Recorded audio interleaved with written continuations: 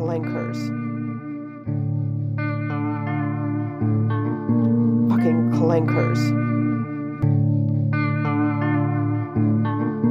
Fucking clankers.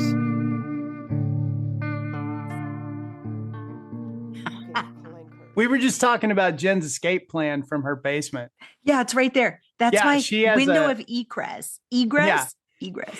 So, like, anybody in Colorado who's worried that, like, Jen's not up to code, she has a window that's like, I mean, there's some Legos in the window. There are. Yeah. But she can just blow right past those. Well, I think I could bash it open and then climb. The idea is that you can climb up then to the upstairs. But I'm like, okay, Denver has a lot of snow and we have this like little cage that goes over the top of it. So I'm like, what if it's covered in snow? Then what if I get up there and it's a zombie apocalypse? You have a cage that goes over the snow? Yeah, there has to be venting. Don't you see the sunshine? There's like a little thing of sunshine coming down. And so you have to have something so that people don't fall into your window of egress. You know, they're not coming up to say hello and then, you know, to your house and then they fall in the hole and then they're gone. It's not Minecraft, Jesse. This is real life. I grew up in East Texas and then lived on the West Coast. So I have no idea. But I bet our guest does. I bet. Oh, tell us about our guest, Jesse. I'm so excited. I can't even handle it. My eyeglasses are steaming up. Many times ago, I met this amazing artist on I guess it was on the Tumblr. And we started just talking about her art and like stuff. And we became friends. And now she is the intro voice to our podcast. She says it. Come on, say it for us live. We need to hear it live. Fucking clankers. Yeah, see? I told you. Anna Maria, everybody. My friend, amazing artist. Hello. Yeah, funny story about how we actually met. You messaged me on Tumblr because back in the day I was an edgy art student, as one is casually, and my Tumblr bio said motherfucker of arts. And that was the whole point of the introduction. And now, like, I don't know how many years, 8, 9? Long time something. ago. It's been a while. Yeah. I was maybe in my second year, just started, you know, living alone and getting into the whole art school thing and university, blah, blah. It's been a while. Her art, I mean, we're gonna post some of it on the show notes and stuff and give you links to get to her stuff because it's incredible. It's so good. Thank you. And like, because we're friends, I get to see the creation process. She starts sending me like under the underpainting and all this stuff. And I'm just like, I've learned so much just by and it's so cool because I get to watch her sort of her creative process live, you know, where she's like going, yeah, I changed the sky or I changed this or I changed it, you know, and I mean, like, and she's so good. I'm just like, well, it was badass the first time, like, but then I'm like, how did you make it better? Now it's more badass. But anyway, it's really good stuff. Yeah, and he's with me every step of the way. Like, I sent him a message, I think I might paint after I finish my job and do all my 100 million errands. And then I'm like, setting up, here's my cat licking paint tube she's not supposed to lick. Oh, here, the underpainting, here this, here that. Like, he gets 50 images until the finished product is done. And then tomorrow, because I paint in really, really bad lighting, because normally I do it at night. And then in the morning, I'm like, daylight version, here you go, enjoy. Yeah, I know. And I'm like, and it looks totally different. But then it also looks really, you know, I'm like, oh, how does it still look so cool? You know, I mean, I don't know how she does it. Because like she paints a lot of times under a red light. So, you know, I get it's mood, you know, I don't know. She's an artist, you know how that goes. You know how them artsy people are. Exactly. And in this day and age of AI, I'm like, oh, they keep putting this crap, this slop out there. And it's like, it can't even rival the real thing. It can't. It can mimic styles, but tell us about your process because it is the opposite of AI slop. Well, yeah, the process, I mean, it's always something personal. that sparks it, but it's just such a minute detail that inspires a work, because I almost exclusively do self-portraits, and I also love cats, so I make sure to include my own cats or any other cats in the pictures or paintings. Or I mean, I really enjoy all forms of art, whether it's painting or sculpting or even crafts. I really love it. And there isn't really much of a process in terms of planning. I just sit down, I have an experience, I process it through paint. I always used to joke that for me, the process almost feels like a pregnancy of sorts. I'm there to nurture the experience, to enjoy the process, the finished result. I'm not there to judge it. I'm just there to create it, to put my best foot forward so it gets produced. But other than that, I just do the work. The work itself just has to exist. I really think that that's just the biggest process. And then with Jesse and, these conversations that we have, we will go on a rant because I will be taking a cigarette break and then we rant about something completely different. And I'm like, maybe include this, maybe adapt that. And in terms of the work, it's never truly finished. I mean, I have paintings from 6 years ago that I still revisit because I'm like, there is a part of a story that I want to tell here now that I didn't think of before. So I just always revisit it. I mean, it's the same motif, so to speak. It's always my face, my cats. But as I grow and evolve as a person and as an artist, there's always little pieces and elements I want to include. So the work is always a work in progress. And do you ever have like artist block where, you have cats with you in your life? So I feel like you will always have inspiration, but do you ever have times where you're like, I just don't know, nothing's coming to mind right now to create? Not really. I mean, I have moments because we live in a very, very fast-paced society, and I also have a regular job and I have other responsibilities. But me and Jesse used to talk about it a lot, even when I'm not actively sitting down, painting, putting paint on a palette, or sharpening my pencils and doing the work. I'm always in it. There's never really a break. Like, I will be taking customer calls at my job, and I will think about a painting I maybe even threw away. And I'm like, that concept was really good. Maybe I'll revisit it, but do this, this, and this. So in terms of artist block, not really. I used to struggle with it as a student because then you had tasks and assignments and you were sort of boxed in and you had to focus on the work which was assigned to you. But now I have 5 pending works, I have several unfinished canvases, I have several sketchbooks, and I always have the opportunity to just start something new. And even when I would feel that some block is happening, or I don't really have an idea, or I don't know where to take a piece further, I just pull out the sketchbook. I make anything. Like, I was bored the other day and I drew my cats as Sherlock Holmes and John Watson just because it made me smile. Like, I mean, with this whole AI thing, I feel like it's really not that deep. Just make your art. It doesn't have to be perfect. It doesn't have to be good every single time. There's work you might even be embarrassed about, but that's the beauty of it. You don't have to show it to anybody. It can exist in a sketchbook. You can rip it out. You can toss it out. You got it out of your system. Now move on. Like, it's really, really not that serious if it turns out bad, if it turns out wonky or lopsided, or maybe not at the height of your skill level. Yeah. I mean, it's not that serious. And that's my whole problem with this AI discussion of sorts, because are you that scared to fail or to make a mistake that you need a clanker or a robot to hold your hand along the way? I mean, it doesn't turn out. So what? It's not a commission. If it's a commission, you revisit it, you polish it, you refine it, but you can always fix stuff later. Just make it, then revisit it, make a rough draft, finish it, maybe start even again. I have several works that exist on 5 different canvases because I was like, this isn't that good. Maybe do it again, but change this, this, and this. I mean, that's the whole point of creativity. Because I mean, I think it was Oscar Wilde who said it. If you know what you like to do, it's going to be your curse because you're going to go crazy. You don't know what else to do other than be an artist, be a writer, be, I don't know, a ballet dancer. It's really just existing in your artistry, and art block is not really an issue you'll have to face because you'll always have something to say. And I love what you had to say about the AI, because I actually look at artists that lean on AI. You said it's maybe insecurity.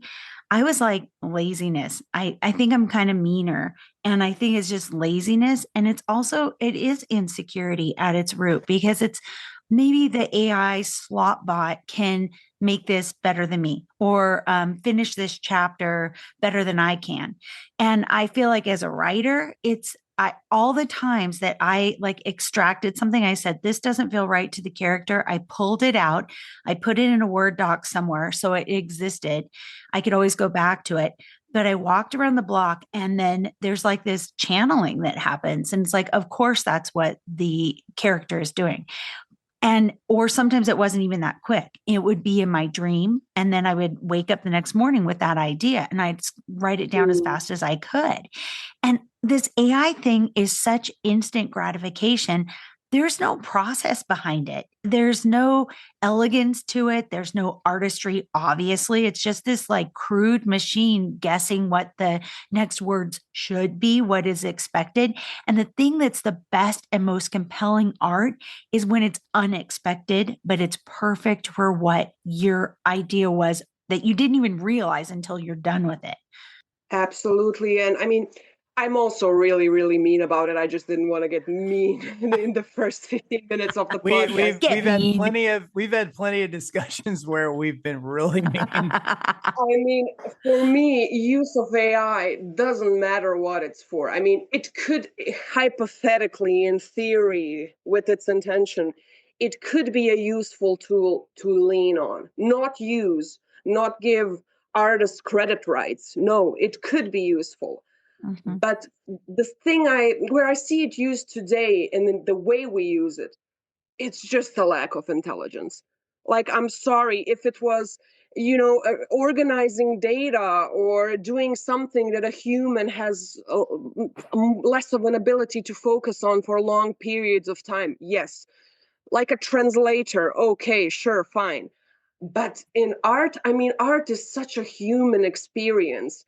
And by using AI, it doesn't matter if it's for music, if it's for writing, if it's for, I don't know, people use it to flirt over Tinder. You type a prompt and then you message it to your crush. I mean, it's just such a lack of human interaction and connection. And I really feel that anybody who uses AI ends up leading to our own dehumanization. Because AI, why it even took off so much is because we are living in an era of optimization. We try to optimize everything. Anything that exists should be optimized. You have things like looks maxing. There's nothing wrong in the way you look as long as you're healthy and take care of yourself. But, optimize this, optimize your cantle tilt, your jawline, your this, your that. I mean, everybody's trying to optimize things that were fine to begin with. Everything needs to be optimized for consumption, easy, accessible, available at any given moment, 24/7.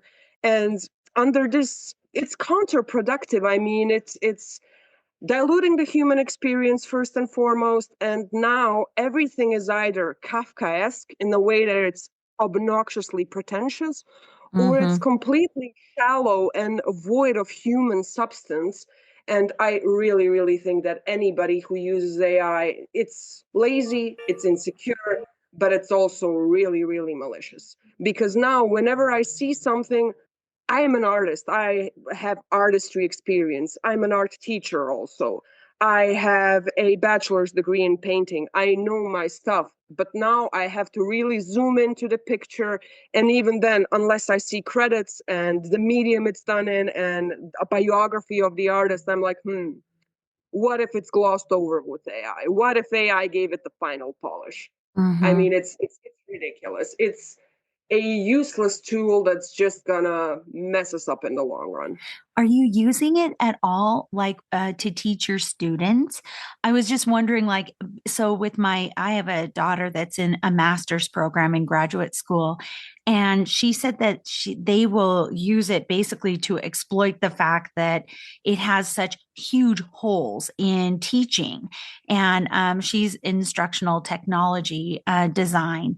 And so she's a graphic designer, and she's a fine artist, and then going into this sphere. And so I just wonder if there's a way, though, because she was saying to me, this is scary. She was saying that there's kids right now in elementary school that are using AI to hack the fact that they don't want to learn how to read. And I'm like, this isn't sustainable. So we have to have devices in our hand, even to interpret like basic, literature, basic instructions, anything like that. You're expecting your phone to read to you because you didn't take the time to learn this skill. So she said that some of their more creative lessons are trying to exploit the holes in AI. And I'm just wondering, like in art, if you could just go, oh, let's just see what that would look like if AI generated that versus what you're doing with your human experience and, gnashing on it and thinking about it and putting it aside, wanting to throw it away and coming back to it, and how it's such a richer end product for that process. Mm. Well, I currently do not work as a teacher. When I did my teaching and my lessons, Mm-hmm. AI really wasn't on this level where it is right now.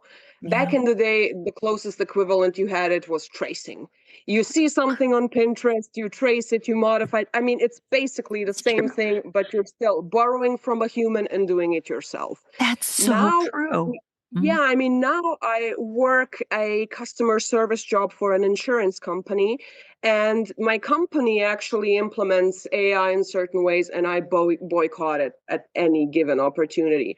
And I mean, I'm always the one complaining to the people above me, like, oh, look, your clanker, he doesn't know the answer to this. Like, I will literally just provoke it to show everybody the loopholes. And it really shows, because I sometimes listen to my coworkers take calls. It really shows when AI had its little fingers in the pie. Like, it really spoils so much of it. And I mean, a lot of times people will tell me, well, we're not all equal. You have a natural gift for talking. Not everybody is as open in conversation. Sometimes AI gives useful prompts. Yeah, when I'm bad at something, I roll up my sleeves and I do something about it. It's so much more rewarding than having it handed to you.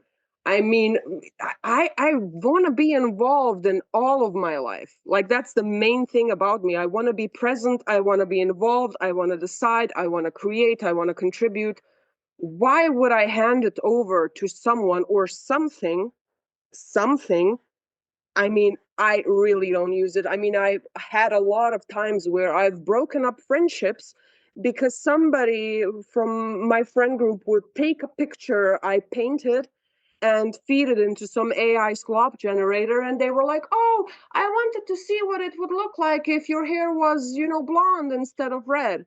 So you don't respect me as a person. You don't That's respect right. me as an artist. You don't respect my integrity. You don't respect my copyright. You take something that took me 3 days to make, even if it took me 15 minutes. I mean, honestly, doesn't matter. I was the one who sat down and who made it. I'm going to be the one who decides what's going to happen to it and how to destroy it if need be. I didn't consent to my work being fed into some slop generator. And I mean, people really, really don't have any respect in that regard. I mean, funny Mm-mm. story, because I'm a self-portrait artist again.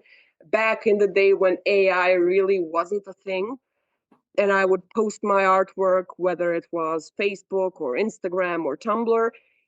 People that actually knew me and understood that it was a self portrait always had something to say. Oh, it's a bit vain, don't you think? It's a bit narcissistic to just make versions of yourself over and over again. And now, with AI and these AI trends being popular, I see people making self insert fanfics of themselves powered by AI in any version possible. Oh, look, here's me as a Studio Ghibli character. Oh, I asked AI to illustrate what he thinks I do for work. I mean, yeah, I basically do the same thing, but for me, I have to That's spend awful. money on art supplies. I have to spend time, lose sleep, invest myself and my energy into making it actually happen. Everybody has a creative skill set, but come No, on, contribute, pay an artist. but If somebody genuinely came to me exactly. and asked, "Hey, could you paint this for me?" I would. You're being the most respectful with you.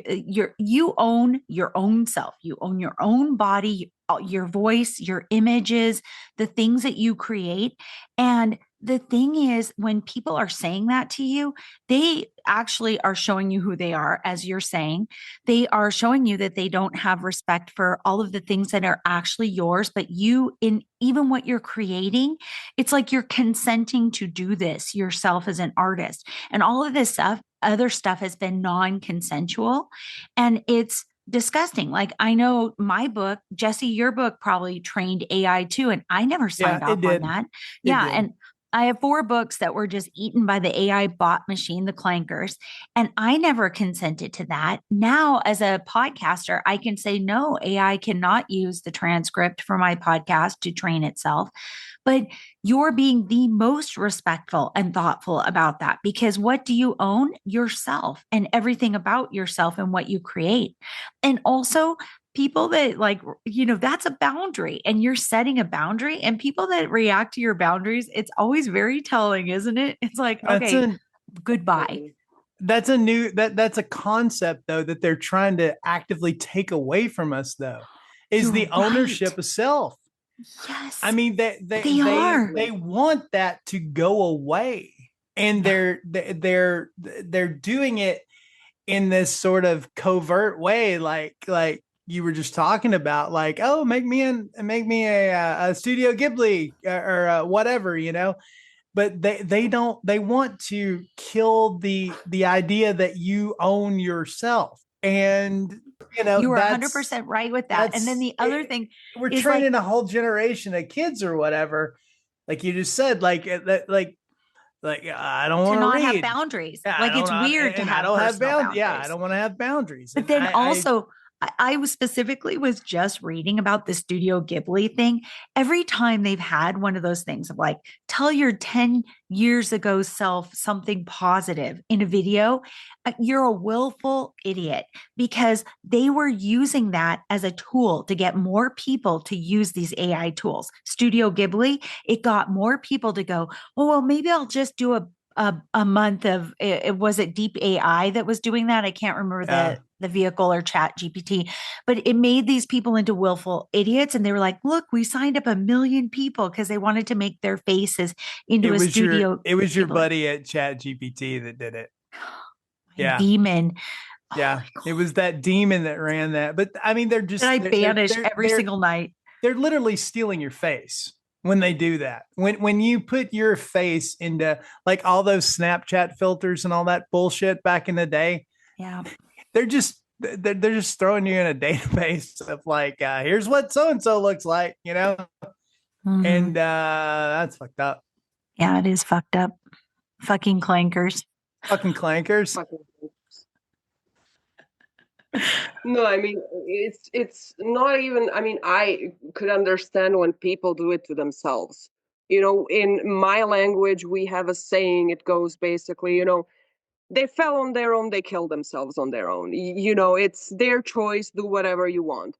But now, I mean, with this tool being open and available to so many people, I mean, what do you mean you don't have anything better to do than to steal somebody else's profile picture and make prompts in a clanker machine, a slop generator, to make them, I don't know, a Studio Ghibli character, which is mild compared to what people do. I mean, there was this whole outrage about Grok on Twitter where you could prompt AI to take somebody's clothes off. I mean, it's ridiculous. And especially for artists, I mean, it says, oh, AI is making art more inclusive. Art is the most inclusive thing in the world. You literally don't need much. I mean, if you want to do oil painting, yes, I understand. It costs money. It takes time to learn the skill, but start small. I mean, I have paintings done with a ballpoint pen that weren't even mine, not paintings, drawings. I mean, I My mother, she makes little collages out of pieces of newspaper. She makes clowns and stuff. I mean, AI is really, really trying to sell a solution for a problem that didn't exist. Yes, It's exactly. Shout out to ridiculous in a Gigi. sense. Shout out to Gigi. Shout out to Just Gigi. throwing it out there. That's Anna Maria's mom. Oh, Shout out to Gigi. shout out to Gigi. Tell Jen what she's making you right now. She'll like this. Yeah. I woke up one day and I have these huge, I mean, it's like a panel, it's cardboard, but I have a lot of them and I want to go back to my master's thesis and I have to transport them eventually to my university building.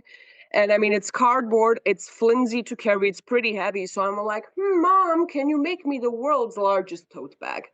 And my mom makes a mock-up and I approve it. And, I'm making the prototype in an old bedsheet tablecloth type of material. Mhm. And my mom was like, so for the final draft, I was thinking Kevlar. I have this leopard print Kevlar. Where did you find the leopard print Kevlar? Like, is there a blue collar worker has a who secret dresses life. exclusively? I mean, my mom, like, she will pull out the darnest things. I mean, the ideas that woman has. And she's basically like, oh, my child can make anything. She will see a painting and she'll be like, oh, I like this, but can you swap out, I don't know, the Mona Lisa and make it yourself holding a cat? And I will literally do the ethical AI generation of taking the work, adapting it, making it my own, turning myself into the project. And then she's like, oh, yes, now 20 more changes. My mom uses me as an AI chatbot, essentially, because my mom, she thinks I'm an influencer, but I'm her personal influencer. Whatever I do is the coolest thing in the world. She's absolutely obsessed with me, and I love her to bits for it. I have goosebumps all over me because I have two daughters and they're 28 and 22.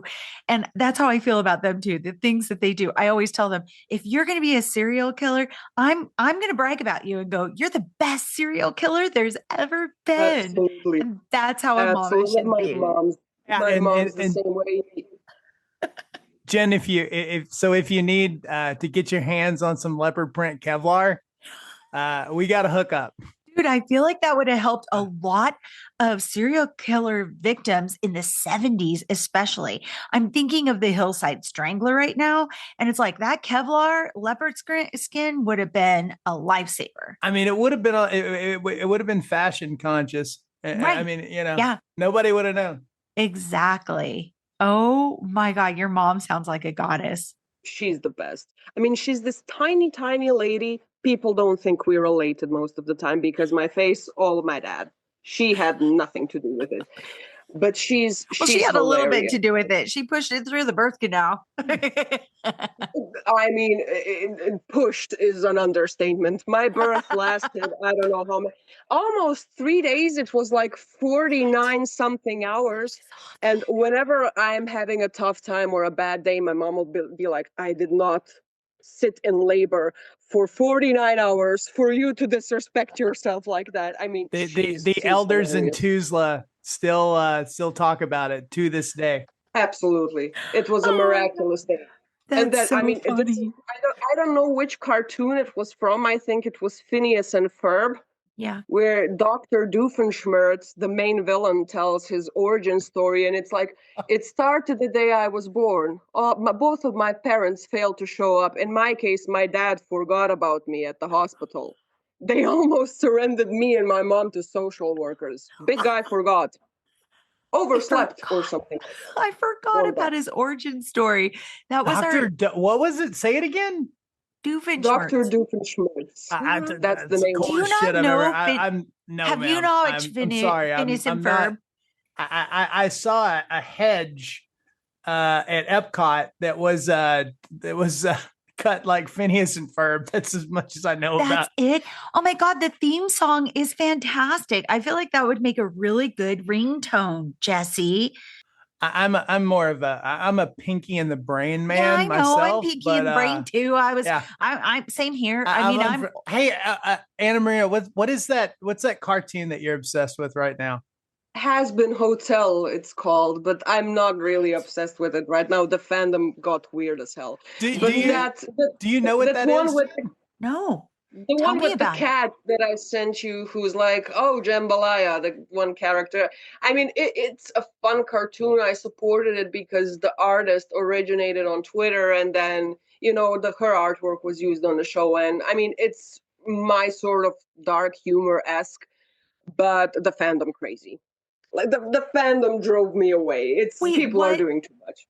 what are they doing? Are they dressing like furries? And like, what is happening with I fandom? have You need to nothing dish. against people dressing like furries. Is just where people are forming parasocial relationships with Oh, cartoon characters and taking everything personally. I mean, it's the same vibe of people getting engaged to their AI boyfriends and girlfriends. it is. People act like that, but with cartoon characters. I mean, it's ridiculous. I mean, the premise is really cool. The daughter of Lucifer, Charlie Morningstar, has the idea that sinners can repent for their sins. And she opens up this hotel to help sinners in hell get to heaven. And, it's all about those trials and tribulations and yada, yada, yada. I mean, the premise is good, but the It people is. in the fandom, like, they make me sick of it. Honestly, Wow. talented voice actors, really cool, really fun, really enjoyable. But then recently the second season came out and it was bombarded all over my Tumblr and everywhere, and it was so oversaturated. I was like, it's not that deep. Let me rewatch Sherlock for the 87th time. Exactly. Oh my God. Tell Welcome us, to my world. uh, tell us about what a huge Mark Gaddis fan you are, please, because I feel like that needs to be more out in the universe. Humongous fan. I mean, I'm going through a saga of despair because I ordered a book 6 months ago or something, and they got it, and then the bookshop moved, and then they lost it. I'm haunting the book clerk because my book is still missing, and they had to order another one. But yeah, huge fan of his, especially the BBC documentaries he did. I mean, I started watching and consuming his media because of Sherlock, obviously, but the documentaries he did on artists or writers, I mean, he has such a way of enticing an audience. Like, you really want to listen to it. You hang on to every word that man says. And I mean, I'm also really interested in the production he's doing currently, which is Bookish, that TV show about a detective who works in a bookstore and solves murder mysteries. I mean, love it. Huge fan. Yeah. So, he did and Anna Maria actually let me know this was a thing. He did like a 3-part for the BBC, the history of horror, and it's amazing. If you're interested in like horror Oh, movies from like the beginning to kind of where we are now, it's one of the best. It's one of the best docs I've ever watched. oh my God. I don't know what planets align that month, but I got to write a couple articles for Mopop, which is Paul Allen's experiential museum in Seattle. So they have a Oh yeah, blog. yeah, yeah. I know what that is. Yeah. Yeah. And so I got to do some original art for it and then go into horror. And it's like, one was like why can't wait to have a nightmare. And then one was about like the horror movies. Like that's how me and my dad and my big brother, we would rebond every summer because we were away from him. My parents were divorced and we could roll into town and we were kind of strangers. My brother and I were kind of gangly and overgrown compared to what he'd seen, said goodbye to the previous summer sometimes. And it was our way. We'd roll into the video store and we just go to the B horror movies. And Rocky, who owned it, his name was actually Rocky. He would have them set aside. He knew we were coming into town. And my stepmother would always say, oh, well, maybe I'll watch with you. And we're just like, yeah, you can try. And then she would just like be gone after 10 minutes. It was always our thing, always. And so I can't imagine what he would do with this documentary that's going It's back to the free on origins. yeah, it's actually free on YouTube, all 3 parts. I'll Get send Yeah, you a out link. of I'll send town. you a link. yeah. Yeah, it's amazing. Well, let's put the link in the It's bottom of the show notes Yeah, too. you know what? We'll give Mark a definitely. shout out. because Absolutely. No, I mean, whenever I paint or I draw or I do something creative, because I also do photo shoots, I love documentaries because for movies and TV shows, I like to be a bit more present so I can actually watch it. But Mhm. for my process, a good documentary is crucial. And it's such a pleasure to listen to or to watch because it really gives you a good historical run through, but it's also so personal. Like you can really tell that he's enjoying himself, enjoying the topic. And I mean, it's fantastic. And there was this quote, I don't know where I saw it. It was an interview, I think he did. He said he always used to get in trouble with his parents because he was so obsessed with like horror and murder mysteries. And there was a school essay he did as a child, and it was about a fun day at the beach, and somewhere along the line he squeezed in a murder. And I mean, I relate to the parents because my mom has a similar experience with me and my work because I don't do anything too scary or too gory, but she sees my self-portraits because I never do eyes. I leave the irises out completely because I just feel it's a bit too intimate, and it's making Yeah. it a bit more visually interesting. And whenever I do that, my mom's like, it's nice, the colors, and you really know what you're doing, but why is it so scary and morbid? And she's my biggest fan. She displays all of my work, but she will literally, whenever she comes to visit me, because I live in Sarajevo, she lives in Tuzla, she will raid like my old academy pieces where it's assignments to display. She's like, oh yes, my daughter's so talented. Don't look up her personal work, though. It's scary. Oh my God. I remember one time in my DMs, I like published because I write, scary stories, like they're spooky, definitely. And I published this one story and it was called The Drive. And there was this, woman that was down on her luck and she had this commute early in the morning before the sun came up. And it went from there. And in my DMs, I had this person go, how can such a nice person write such terrible, horrifying, scary, God. detritus? I used to get that too. Did you? Because I thought it was a female thing. It felt so pointed at me like a woman doing this was so disgusting.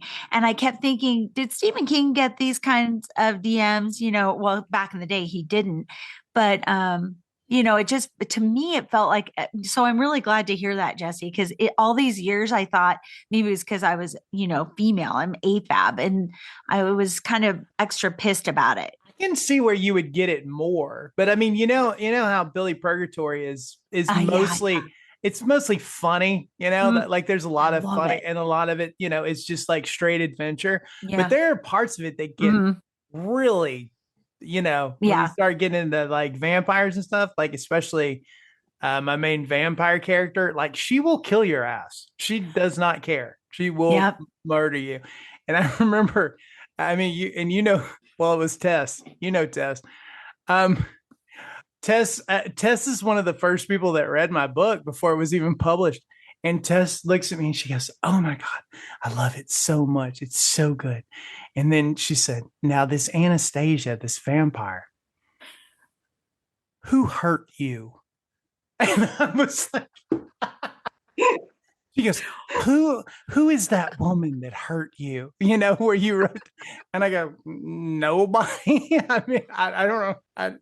I can't point that, it was literally, because Twilight was big at the time. Yeah, it was. And I was like, my vampires are going to murder motherfuckers. You know what I mean? Like, exactly. I was like, we're not doing the glowy thing. Spider monkey. Yeah, no, yeah. They're not going to go out and play baseball with each other or whatever goes on in that thing. I was like, they're going to kill each other. And so yeah, hurt you. That's where it came from. And but here's me I got a lot of that pulling too. out the list. Here's all the people that hurt me. Know, right? This is why I had nightmares, and I love them. I'm sure it was somebody, but I can't put my finger on anyone. She was just, she's like, who was mean to you and made you write that? Have you guys heard that AI basically by being criticized through works of fiction and even art and even probably our podcast and things, because it's probably still stealing the transcript and training on it, even though I said no, that it is getting meaner and more clever because we're creating the monster?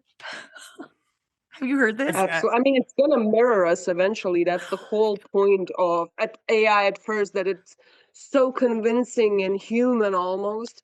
And then it got a bit out of hand, and then they dialed it back on the model. Now they released another model, and people were upset because their AI boyfriends were not as affectionate anymore as they used to be. Oh my God, so tragic. You know, it just popped into my head, and I cannot remember. Harlan Ellison. What's the name of it? What's the name of the story? Now I don't have a mouth and I can't scream. I don't have a mouth, but I must scream. Yeah, Jen, do you know that? No, you just made me feel so creeped out. What oh my the God! heck? Okay, I might all right, need all to right. use my Yeah. egress window. No, so, yeah, you may have it a to. short story? No, yeah. It's Yes. and Anna Maria turned me on. Tell us. Yes. I want to hear I want everybody to hear your take on it, because I didn't know it existed. She told me about it, and I was like, oh my God. It's fantastic. I came about it because I either watch documentaries or like the YouTube philosophers, which, by the way, fantastic thing. I love seeing young people get more into philosophy. And there's a couple of YouTubers, and one of them, I think it was Joe Foley. He had a video essay on it where he discussed it, and the story is basically about a omnipotent, ever-seeing, ever-present deity called Am, and the human race has all been wiped out by him, and there are a couple survivors, and Am is basically tormenting them, and it shows all of the disgusting sides of humanity and where we lack, and it has a few subtle hints at religion and whatnot, but I really, in the modern sense, I really saw a connection with this whole AI thing. And then as the story progresses, because I don't want to spoil it too much, there's one remaining survivor, and Am takes away his ability to speak, hence the title, I Have No Mouth, But I Must Scream. And, it really leaves off on a good note, because at the end, there's one single survivor damned to eternal torment by this spirit deity called Am. But in a way, they really are destined to torment each other, because they're the last remaining things in this universe. So it's a really good story. It's very short. It's absolutely fantastic. I couldn't recommend it more. I've got a link to it. I can It send it. reminds me of the old Twilight Zones, like the original Twilight Zones. Oh, what? And Harlan Ellison wrote a lot of that, and wrote Did a lot of he? like, Well, no wrote a lot of wonder. Star Trek, and like all those early first year classic Star Trek episodes. Mhm. That's all Harlan Ellison. Oh my God, because it Like called to mind. the City on the Edge of Tomorrow or whatever. Right. All that. Yeah, Or he wrote all those. you know the one where the world has ended and this guy has been waiting his whole life to just be in the quiet and read books, and then at the end his glasses are shattered, and so he has all the books, the world is gone, everybody else is gone except for him, he's in a library, and then his glasses are shattered. I feel like that's kind of, it just reminds me of remember that. being a kid and I started crying. I did when too. His glasses broke. Oh my God. It was like I was like, Destined to be friends. Oh Same. no. Oh my God. I know, what? same here. I'm like, wait, can he tape these up? Like, what could he do? And I didn't have glasses, but my big brother had glasses, and I'm just I mean, it's not Garth, like you always have to have a second pair of glasses on you. Yeah, if he rated a couple of optometrist offices, he would probably find something that would work. But in the moment, you didn't think it's about just that like, as a kid. Yeah, no. In the moment, it's just like it's literally like you. It's heartbreaking. It's the gods are cruel. Yeah. You know? Yeah. That life is cruel. God, here's the gods everything are cruel. you've ever wanted. Oh, let me break your glasses real quick. Oh my God. And then you can't do anything with it. And that's going to be AI if we keep going forward. I actually feel so empowered though, because so I'm in the Denver area, and we have, you know who Palantir is? Palantir is, really, it's kind of creepy that the data that they've collected to have facial recognition weapons of war that they're creating. Well, they decided to headquarter in Denver, and Denver has been protesting it ever since they touched down here, and they moved. They left their headquarters. It's not here anymore. They're trying again in Miami, Florida, which I think they're going to be surprised at how liberal Miami is. But the other thing is, like, this week happened is they were proposing putting in a data center in the middle of Denver, and it's high desert here. So the water is a major resource that we watch and care for very carefully. And people came out in droves and protested on Monday. And now the mayor has said moratorium on all data centers. And now the governor is talking about putting a moratorium on all data centers across the state. So I think that this is what I think. I think that they're blowing so much freaking hot air right now because they know they're vulnerable to being taken down. People are hearing about the cost to Mother Earth, to the environment, to actual human beings. It's making people sick, and it's increasing cancer rates for these communities around data centers. And the word is getting out, and we're actually louder and we're more forceful than these handful of shiny CEOs with their bags of billions that keep trying to buy off, don't regulate us, let us do this because it's inevitable. And I feel like it's a moment where we need to be speaking out more because they are vulnerable. It isn't a done deal. It's not. Absolutely. Absolutely. What is it like in Europe right now? Like Yeah. in you're in Bosnia. So like what is like is anybody over there talking about, like, anywhere near you talking about building data centers and stuff like that? Well, I mean, Europe and Bosnia are sort of like really, really I mean, I'm not trying far to, apart yeah, in that I'm not sense. trying to But do that, but you know what I mean. no, I mean, I get it. I mean, that's why it's really hard to tell. I mean, in Europe, yes, people are speaking out against data centers and all of that. But here in Bosnia, I mean, it's really not sort of a discussion because the way we do politics is, divide and rule and bread and games. It's very, very prehistoric in a sense. And now, whenever especially with my like older demographic at work, I would voice my hatred for data centers, for AI, for this slop generation and all of that. And they're like, oh, yeah, well, the unemployment rate in Bosnia is the bigger issue. And people always point out that bigger issues. So I don't think it's getting addressed in a way that where it should be. I mean, here, as far as I know, we don't really have that much of an issue with data centers yet. We're still at a few generations back where people want to make factories on rivers which are protected, and they want to deforest the only jungle we have in Europe, which is ridiculous. So that's a bit more of an advanced problem for us that we don't have to fight as much yet. But I mean, it's coming. It's coming, especially when people realize that, in America, they're not getting away with it. They're not getting away with it in Germany and these more fancy places, more sophisticated places. I really fear that they're going to go to third world countries or even Bosnia and say, oh, here the people don't seem to mind because we're not as educated and aware of it. I mean, my mother, for example, has no idea what AI is. And a lot of the older generation, which is like 35 plus, is not concerned with it whatsoever. They will participate in the trends. They will post their little AI slops, maybe. They will talk to ChatGPT occasionally in a harmless way, which is not really harmless at all. It's doing Mhm. harm either way. But they lack the awareness of what data centers are actually doing. Like you said, it uses up a whole bunch of water. It increases the risk of cancer for the whole population around the data center. They're a bit blissfully ignorant and unaware about it because that's the way we deal with a lot of things. Oh, it doesn't concern me directly. I don't care. Let's toss it aside. But yeah, I mean, it's ridiculous that it's even an option. And I mean, people who are behind it aren't really considerate of it. They just want to rake in their millions as if they're immune to the grave, which we will all end up in. They really don't care as long as it's turning a profit. And in this day and age, I spoke to Jesse about it a few days ago, I think. Outrage is a business. I Yeah, it sometimes is. feel like those CEOs rage bait on purpose.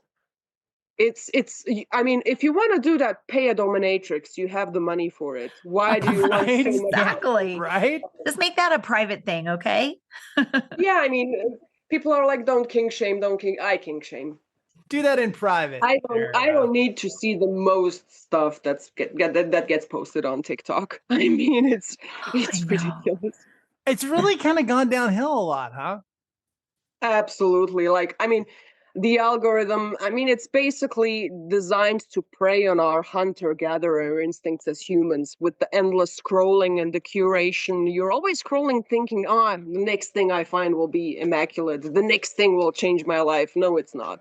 I feel like the true currency right now is authenticity, but actually people are still kind of not realizing that. And they think that the currency, social currency is intelligence or information.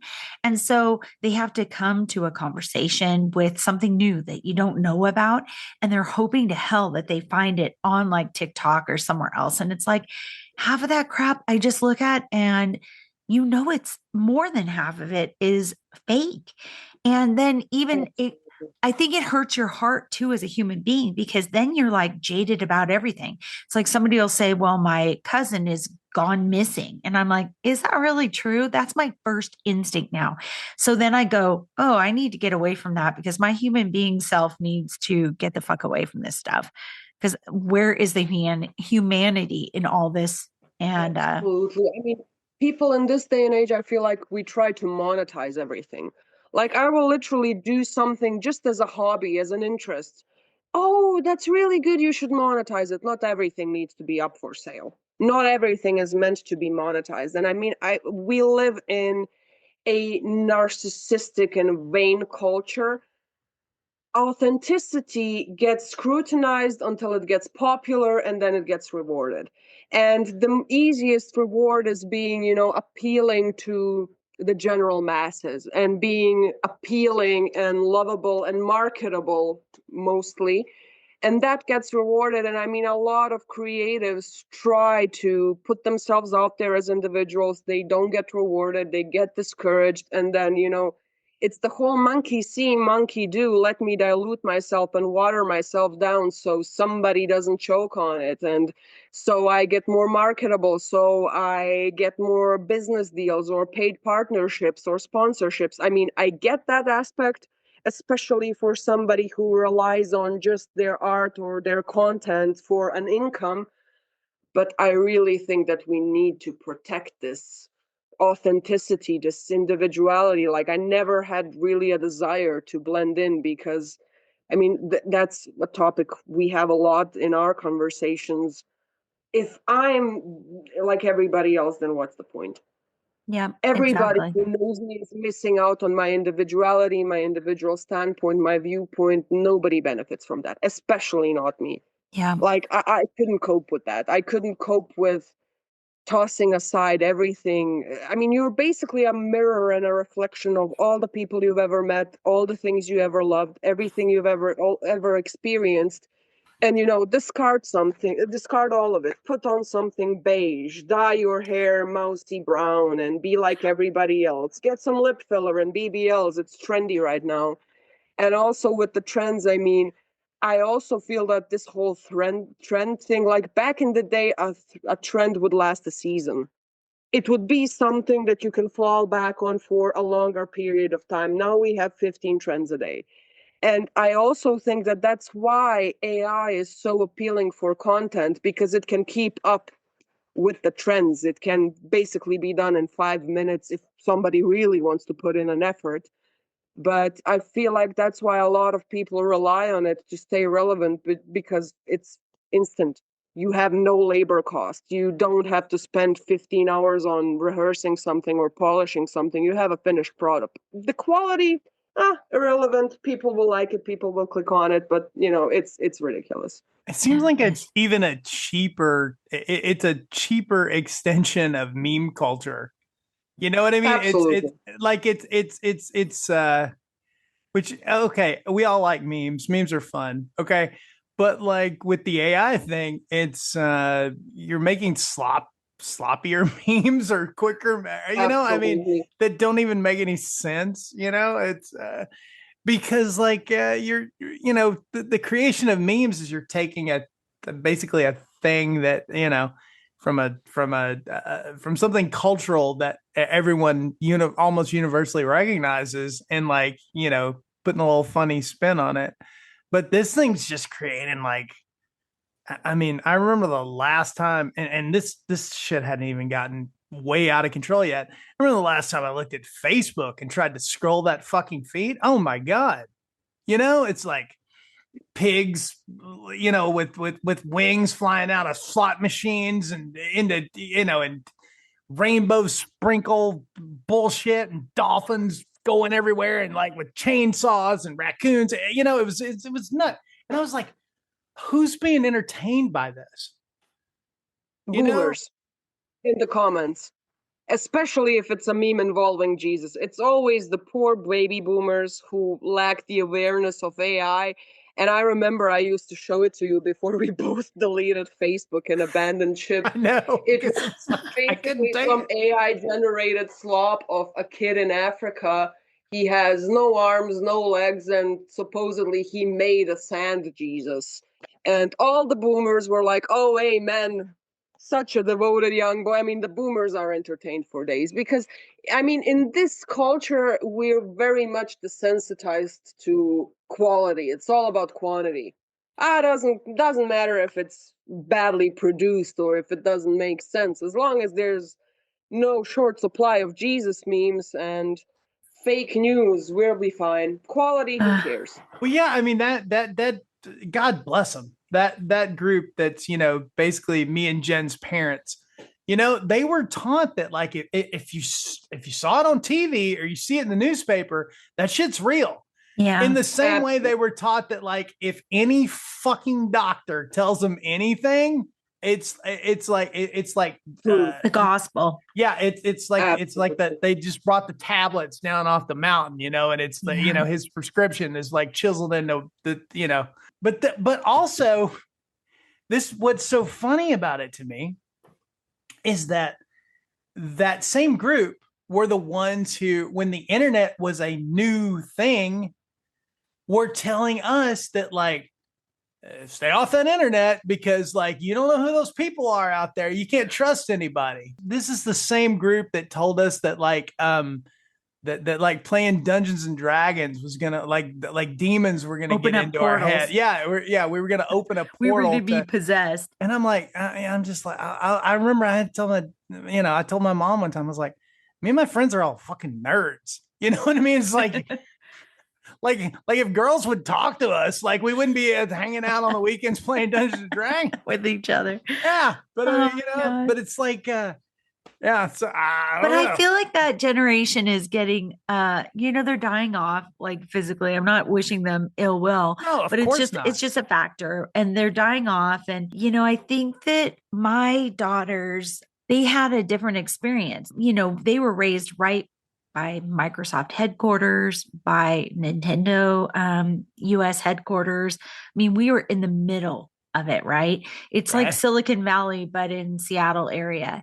And they had original laptop schools and different things like that. So they were forced onto these computers and things pretty fast. And then 2020 happened, and they were, my younger one, they're forced into these classes, and it's like, it doesn't gel with the way I learn, my youngest, and I was forced into this. And then the timing of these VR headsets of like, get into the metaverse. And it's a whole generation of people that said, the fuck I ever want to get in those pieces of shit. And I don't want to be in a screen. Mall. And I don't want to be behind a screen or have to have my camera on in order to get some information from a class. I actually want to make a connection with the professor, and I want to have a very present experience with the content and this other students and life itself and all that stuff. So I think there has been a mass rejection of that. And I think that the timing of 2020 kind of helped that. And I really hope that people see, this is my feeling, is when I get on social media and to do it, I do what Rachel White, who was a recent guest on our podcast, said. I post and ghost. I don't care what other people have said about it or whatever. I just have to get off of there because I feel like I have to willfully collect up the pieces of my soul to come back to myself. And that, that's the biggest thing for me is like spreading yourself too thin. And you have fragments of yourself that are out there because I gave a shit about it for 2 seconds, or I liked it, or I did this or that. So I'm hoping people if they do have to dip a toe, that they're curating it a little better and seeing it for like the bullshit that most of it is.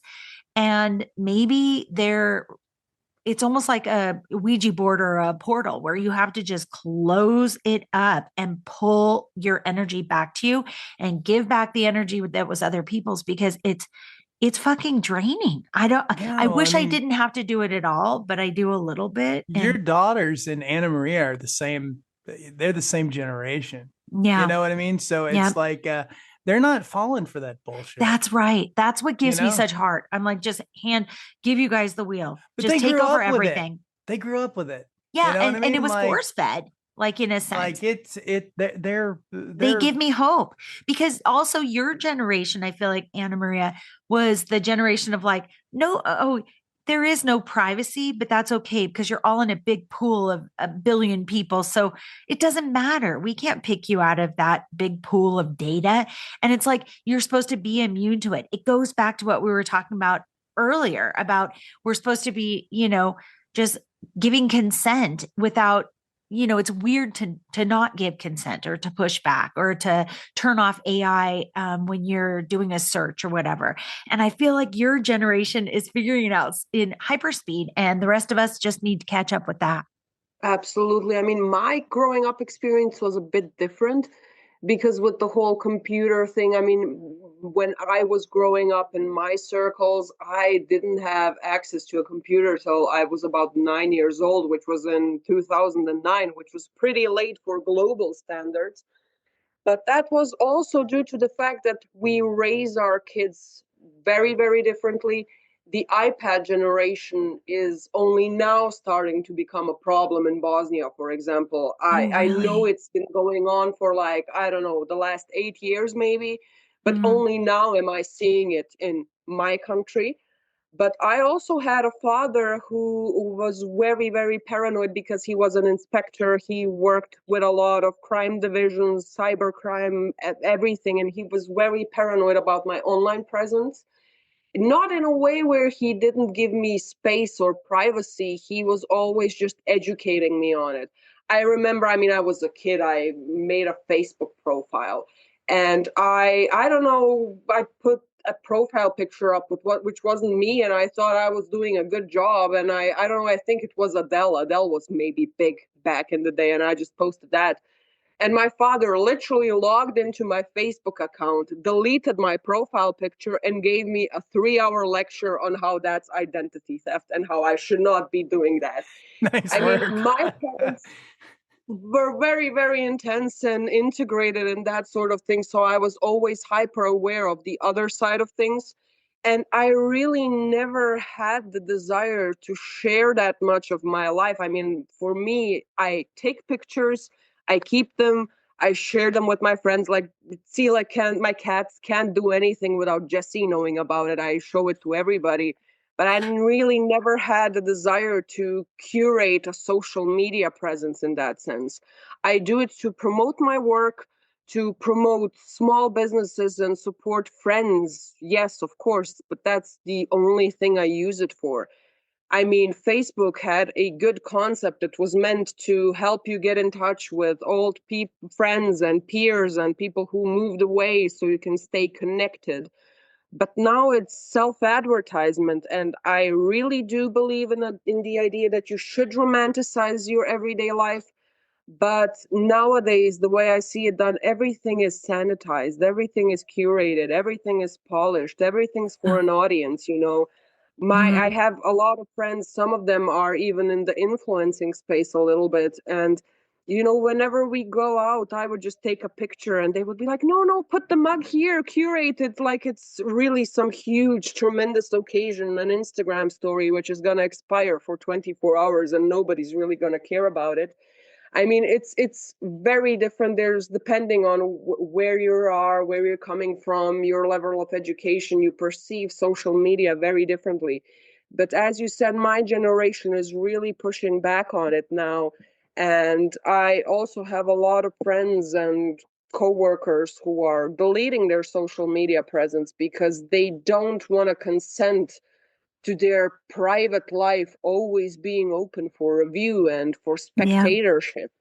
I mean, that's something that I really think will help us in the long run with this whole combating of AI and advertising and marketability and what have you. But I really do think that we, especially since we do have the pushback on it, are responsible for educating everybody else and speaking out about it and sharing your experiences with it. Because there's, for example, TikTok, there's a lot of stuff going on which I do not agree with, but it makes me appreciate the creators who are authentic and honest even more because it's like, oh, a gem, let me support this. Let me, you know, help in a certain sense. Let me share this video with my friends who will agree on it.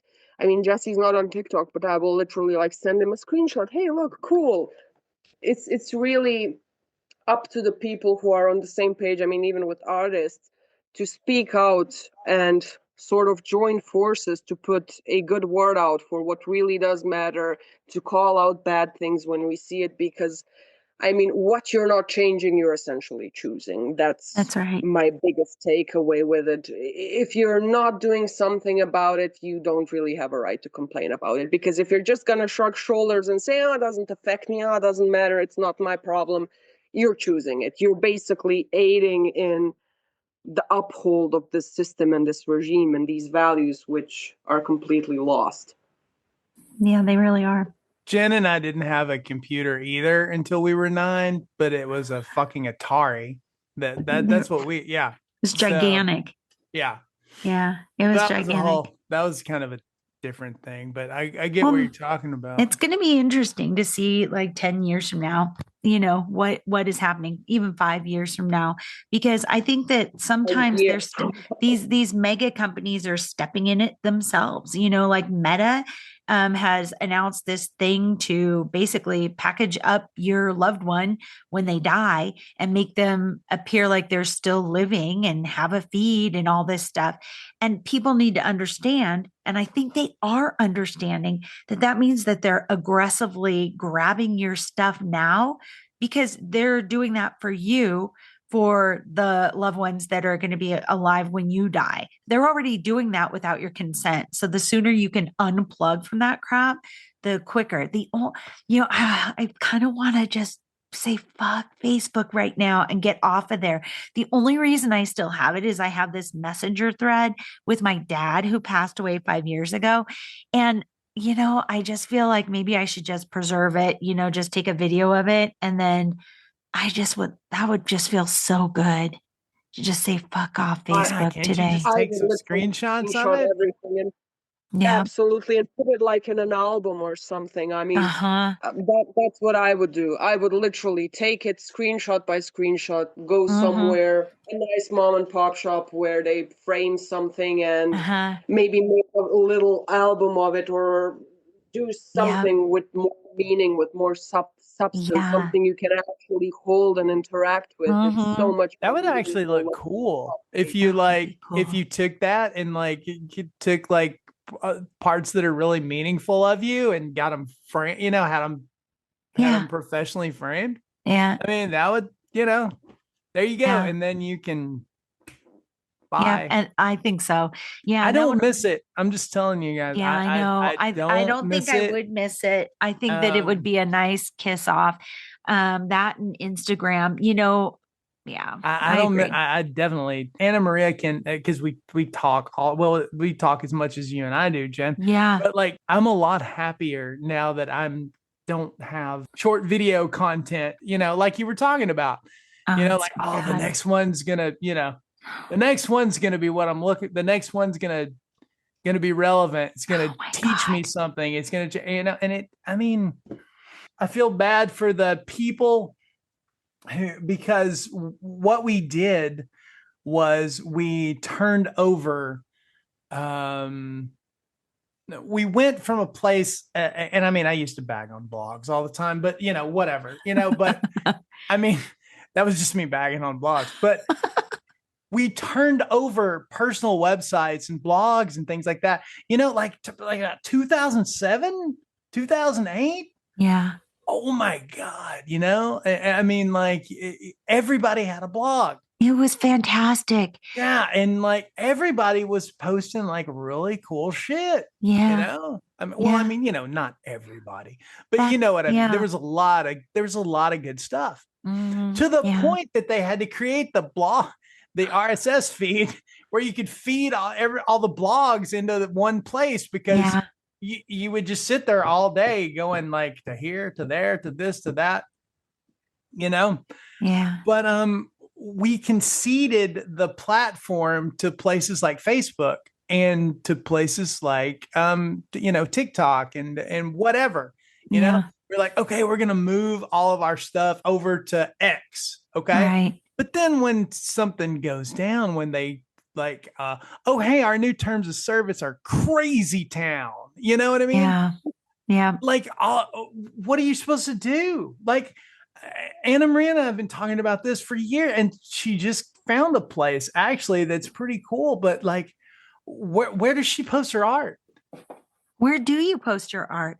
There's this website. It's an app also. I found it on Tumblr randomly because somebody who I followed was shouting it out. It's very anti-AI, and it also offers a feature where you can gloss over your photos, paintings, whatever you're gonna upload, and it basically prevents AI from ever using your work.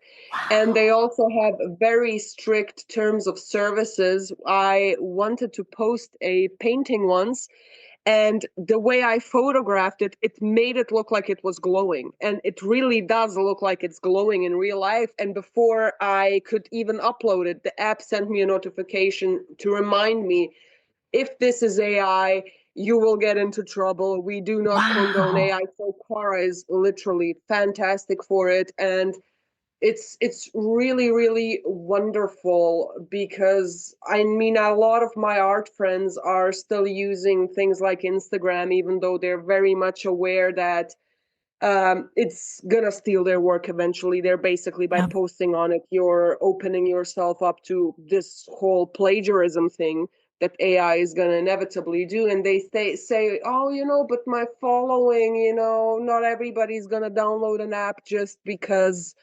I post on there. Not everybody's going to introduce a new app to their phone just because I use it. And we all have enough apps, which is true. But I think there's a quote, I think it's Carl Jung.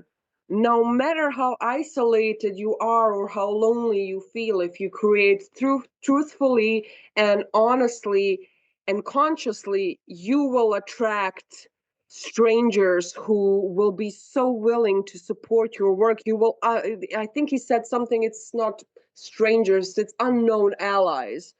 Because if you Love that. create with your whole being, you put your heart and your soul there, you will curate an audience. You will attract these unknown allies who will be excited to see your work. And especially, I mean, Jesse was there with me when I posted. I really didn't post any of my work anywhere because DeviantArt turned to shit. Instagram, I mean, Tumblr especially. I had people on Tumblr rip off my artwork and it would circle back to me, and I was really, really pissed. So I took everything off.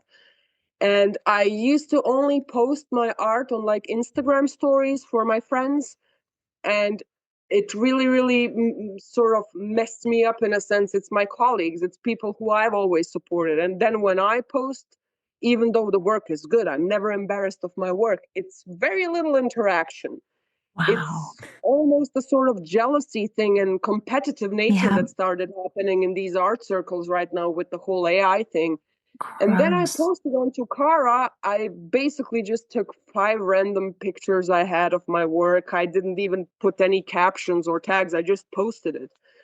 And I basically crashed my phone because within like the first 20 minutes, I had 100 notifications. I never had that sort of engagement anywhere else, which is why I highly recommend the app for artists, because it's literally for people who want to support art, who want to post theirs, who want to engage with each other. I didn't post in months and I still get a notification about somebody leaving a comment, which is nice and supportive. And then I take a look at their page and then I follow them. It's such a nice creative space for artists. And I mean, even with Substack, I didn't know about it. Jesse told me about it. And every now and again, I will fall into the Substack rabbit hole. I'm still figuring out how it works because I didn't get to use it that much. We are too, but and we're on there every day. But yeah. I mean, I think it's really, really important for these platforms to exist, to give people a voice where they do not have to be afraid of it being stolen and repackaged and turned into slop. I mean, it's wonderful because everybody's on Instagram, everybody's on Facebook, essentially. The people are shocked when I say that I'm not on Facebook or that I don't really use Instagram that much. I mean, I use it to respond to my friends, but other than that, I log out. I don't really care about my feed. I removed all my posts from it. I don't really interact with anybody's Instagram stories either. So it's really, really cool to find a place where people are genuinely passionate about what they have to say, what they have to do, what they have to contribute to society. And even if it's not as meaningful as a contribution to society, it's important. It's important that these things exist, that somebody can post a piece of art, even an amateur, hell, a hobby artist, a craft project. It's wonderful. It just makes me so happy to be an artist in the modern times where I can make something that I'm proud of and post it, and it may reach somebody who needs it in that exact moment, and it can inspire them. And that's what's really meaningful to me. And that's why I think it's very important that we have platforms like that. I mean, I feel like, yeah. And I feel like, ironically, and we're going to post a link to, Anna Maria's Kara. And so you guys can like see her work and then like check it out. But I feel like ironically, like sites like that, like Kara and like Substack are actually opening the door to where people are also going to get their own personal blogs and their own, you know, off those sites, you know, that they completely own and control. You know, I feel like that's coming back. I do too. Because I think people are going to become so sick of always being fed an ad and always being trying to sell and always having your shit stolen and stuff, that they're going to start demanding that, you know, if you're really creatively serious, or if you're just sick of like that constant deluge of like bullshit of like, hey, buy this thing, you know, because I mean, the clanker machine is just trying to sell you stuff and just trying to fucking clank, you know. I think the clanker machine is more nefarious at this point. I actually think it's trying to make us as inhuman as possible so that it looks all the more human in comparison. It's stealing our joy. It totally is. It's trying to steal our soul. Never get off that. It's trying to steal our joy. It wants us. They want us to go to work and come home exhausted and go to sleep and like not have any community that's real that you can touch or that you can actually reach out to. Exactly. And they don't want you to have time for hobbies, or much less, you know, the kind of stuff that we're trying to do with writing and like painting and stuff. Yeah. So just if people they could see that as an act of resistance, you know what I'm saying? Not just unplugging from social media, but also it's an act of resistance to connect with a human being one to one. It's an act of resistance to doodle something in a notebook that just only you thought of and you did it with your pen or pencil. if 10 of us go to the library right now and Yes. hang out at the same table, it's an act Yep. of resistance. Yep. Owning physical media is also an Yes. act of resistance because apart from them not wanting us to have a human experience, they also don't want us to own anything. Like, Mhm. I don't know if it's HP or Lenovo, they're making a laptop you can basically lease, so you don't own it. PlayStation is doing that, or Xbox with their games. You cannot own it physically anymore.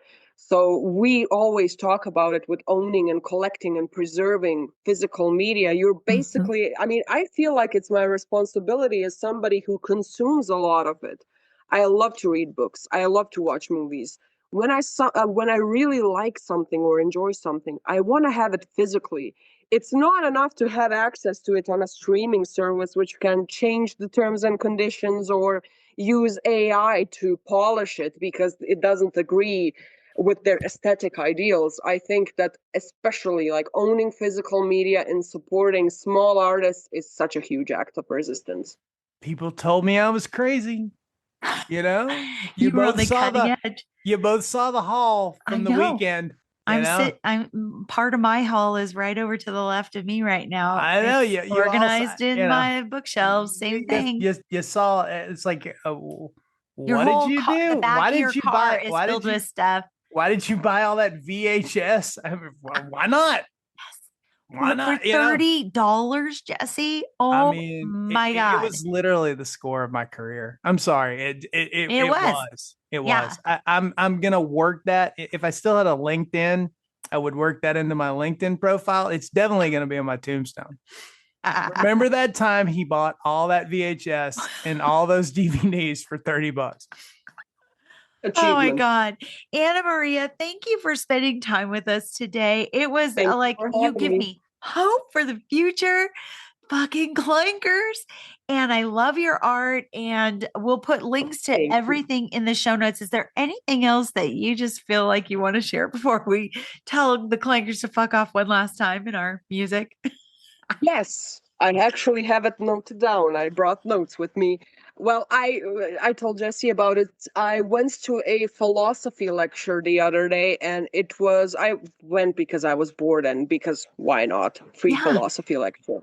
And the topic was very different from what we are discussing right now, but I heard it and I thought, yes, save this for the podcast episode. It was basically about the philosopher Erich Fromm and his theory on the ability to love somebody or something. Because he didn't define love as the whole Cupid's arrow thing, you fall in love and then you're stuck. No, it's an ability, something you create, something you nurture. And part of his theory that there are some conditions that you must follow if you want to love something.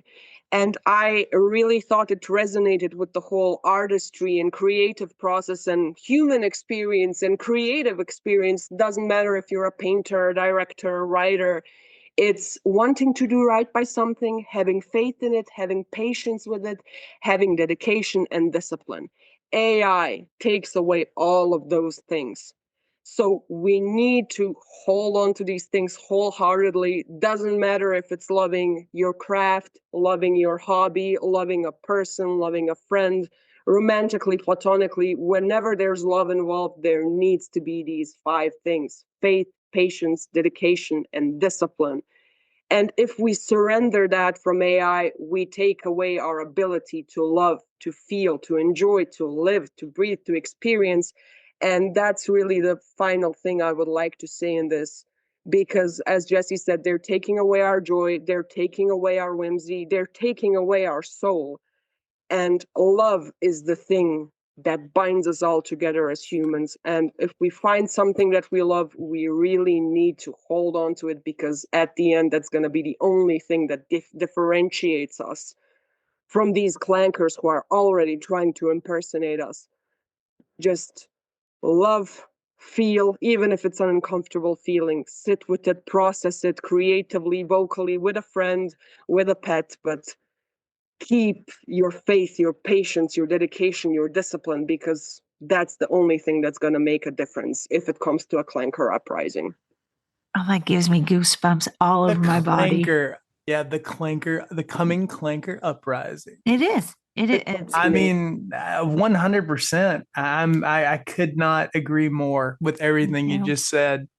We have to remain human, and revel in it, rejoice in it, it get gets drunk on increasingly being hard. human.